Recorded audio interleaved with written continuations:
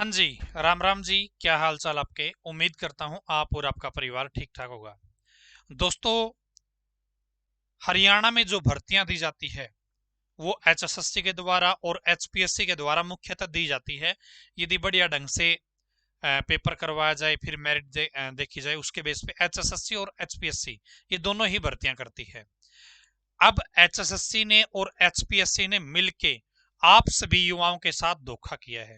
यदि आपका सपना पीजीटी भर्ती लगने का है तो आपके साथ बहुत कुछ गलत किया जा रहा है।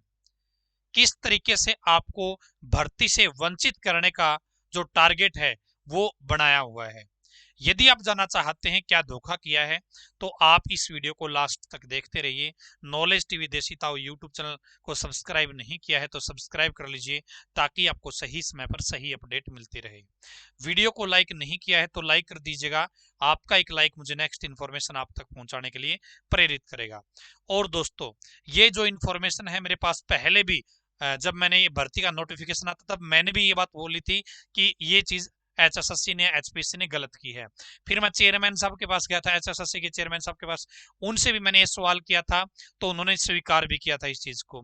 और उसके बाद दोस्तों, बच्चे भी मेरे पास कंटिन्यू मैसेज कर रहे हैं, ताऊ जी एक वीडियो बना दो हमारे लिए, ताकि हम इकट्ठे हो जाएं और हम अपनी बात एचपीएससी या एचएसएससी या हरियाणा सरकार के सामने रख सकें।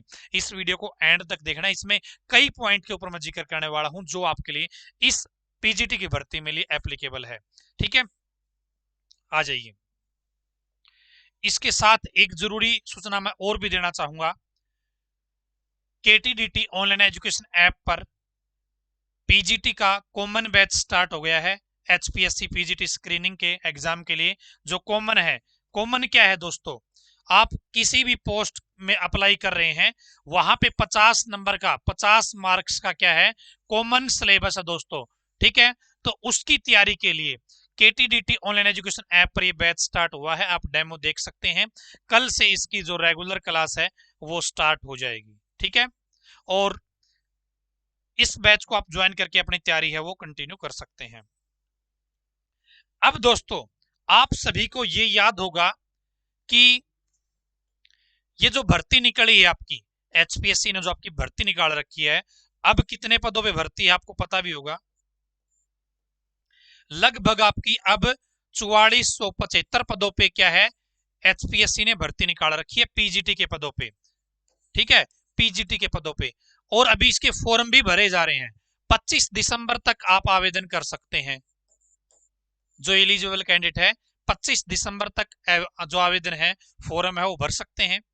अब दोस्तों, ये जो भर्ती है ना, ये जो पीजीटी की भर्ती है, इन्होंने अभी रूल चेंज किए हैं। अभी रूल चेंज किए हैं। पहले ये भर्ती किसके अंडर आती थी?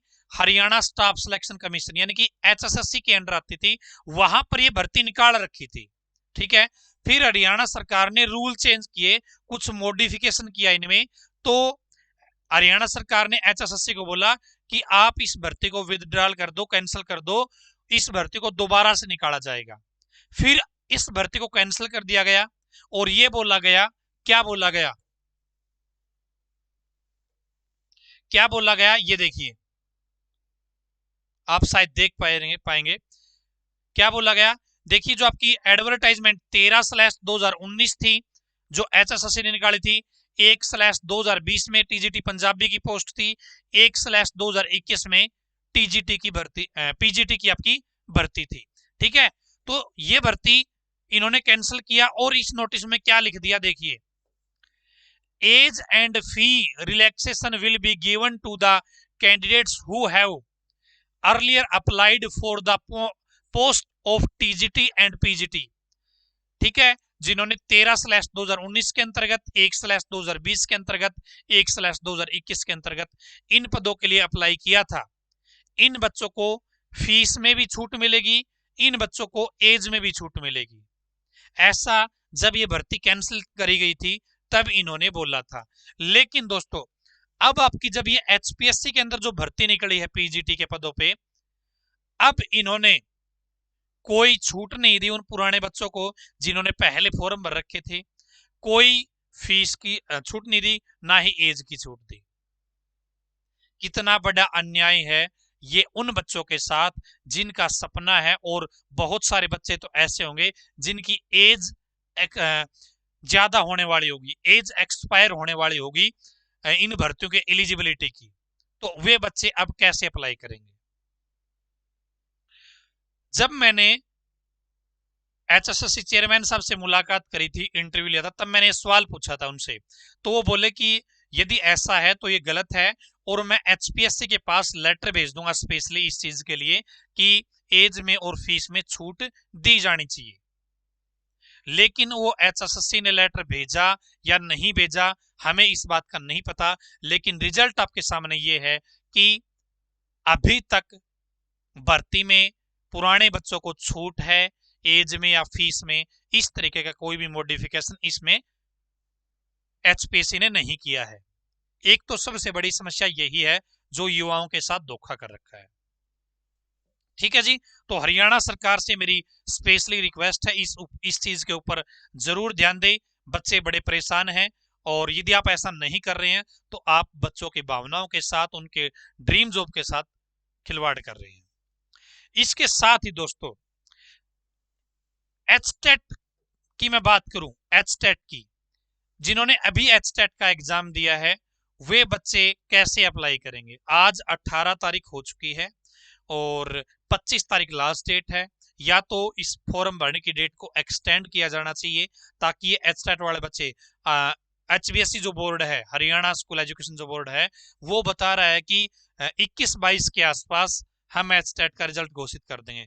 तो लास्ट में साइट भी बिजी रहती है, इसलिए भाई 10 दिन 15 दिन फॉर्म भरने की डेट को बढ़ाना चाहिए, और जो फ्रेशर बच्चे हैं एचटेट वाले, इनको भी अप्लाई करने का मौका मिलना चाहिए। ठीक है जी, तो ये भी एक बहुत बड़ी समस्या युवाओं की आ रही है। इसके साथ ही दोस्तों एक समस्या और भी आ रही है, जो बच्चे BCA के हैं, जो बच्चे BCB के हैं, उनके साथ भी एक समस्या क्रिएट कर रखी है। अब से यदि हम कुछ दिन पहले की बात करें तो ऐसा नहीं होता था, लेकिन अब HPSC ने रूल क्या बना दिया है दोस्तों, आपको 2022 के नए सर्टिफिकेट लगाने पड़ेंगे। जो आपका BC का सर्टिफिकेट है, जो आपका BCA या BCB का सर्टिफिकेट है, वो आपका नया लगेगा। क्या है? 2022 का बना हुआ होना चाहिए। ठीक है, इस बात का ध्यान रखें। एक जो आपका EWS होता है दोस्तों, ये आपका जो आपका EWS है, ये आपका वैलिड ईयर क्या होना चाहिए? 2022 और 23 ये होना चाहिए। तो EWS का सर्टिफिकेट भी नया चाहिए, BCA का भी नया चाहिए, BCB का भी नया चाहिए। तो ये इस चीज का ध्यान रखेंगे। इसके अलावा दोस्तों, इसके अलावा और भी इन्होंने क्या, मतलब चीजें ऐसी कर रखी है कि लोग अप्लाई ही ना करें। जो BCA का सर्टिफिकेट है, जो BCB का सर्टिफिकेट है, जो आपका SC का सर्टिफिकेट है, जो वुमेन कैंडिडेट है, जो लड़की फीमेल कैंडिडेट है, क्या है? फीमेल कैंडिडेट, यदि हम शादीशुदा की बात करें, फीमेल कैंडिडेट शादीशुदा की यदि हम बात करें, तो इन्होंने ये लिखा है कि ये जो सर्टिफिकेट बनवाने हैं आपको अपने माता पिता की साइड के बनवाने हैं। क्या है? माता पिता की साइड के बनवाने हैं, जन्म वाले स्थान के बनवाने हैं, जो आपके माता पिता है ना, उस साइड के बनवाने हैं। ठीक है, इस बात का ध्यान रखना है। तो यहां पर भी बच्चों के साथ बहुत बड़ी समस्या आ रही है, लड़कियों के साथ, क्योंकि जो सर्टिफिकेट आपके बन रहे हैं वो फैमिली आईडी से बनते हैं। अब फैमिली आईडी में उस कैंडिडेट का नाम अपनी शादी के बाद जहां वो रह रही है उस फैमिली आईडी में लिखा मिलेगा। तो यहां पे भी ये दिक्कत आ रही है कि उन बच्चों को SC BC के जो सर्टिफिकेट बनवाने में वो दिक्कत आ रही है। ठीक है ना, तो ये भी समस्या आपकी यहाँ पे सामने आई हुई है। इसके साथ ही दोस्तों, ये तो मैंने आपको समस्याएं बता दी जो हरियाणा सरकार मिलजुल के क्या कर रही है, हरियाणा के युवाओं को रोजगार से दूर करने का काम कर रही है। इसके साथ ही दोस्तों, मुझे इंफॉर्मेशन ये मिली है कि जो आपका एग्जाम है ना, आपने देखा होगा इन्होंने भर्ती निकाली। ठीक है, भर्ती निकाली, फॉर्म भरे जा रहे हैं अभी तक, कब लास्ट डेट है? 25 दिसंबर लास्ट डेट है, 25 दिसंबर। इन्होंने एग्जाम पैटर्न भी आपका दे दिया है दोस्तों, क्या है? एग्जाम पैटर्न भी आपका दे दिया है, ठीक है। और सिलेबस भी लगभग मेंशन है, वो इसके अंदर आ चुका है। तो मुझे ये सूचना मिली है कि आपका एग्जाम बहुत जल्दी होने वाला है और ये फरवरी या मार्च के महीने में कंडक्ट कराने के ऊपर क्या है, हरियाणा सरकार विचार विमर्श कर रही है। फरवरी या मार्च के महीने में एग्जाम कंडक्ट कराने के ऊपर ध्यान कर रही है। तो जो बच्चे एलिजिबल हैं, जो बच्चे अप्लाई कर रहे हैं, वो अपनी तैयारी भाई फरवरी के मिडल तक टारगेट मान के आप करते रहिए, फरवरी के मिडल तक।